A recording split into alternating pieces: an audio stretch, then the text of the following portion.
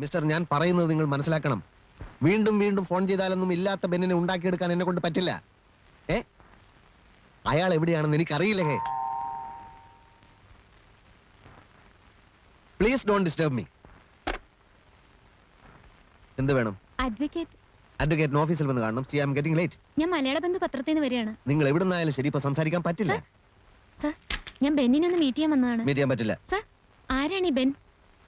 കുട്ടി, നേരം വെളുത്തപ്പോ തൊട്ട് ഇതേ ചോദ്യത്തിന് പലരോടും മറുപടി പറഞ്ഞ് ഫെഡപ്പ് ആയിരിക്കാം ഞാൻ. ബെൻ താമസിക്കുന്നത് ഇവിടെയല്ലേ? ആയിരിക്കാം, അല്ലായിരിക്കാം. പക്ഷെ അയാളെ കാണാമെന്ന് ഒരാളും വ്യാമോഹിക്കണ്ട.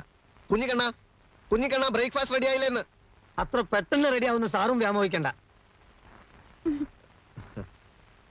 എന്തിനാ നിൽക്കുന്നത്?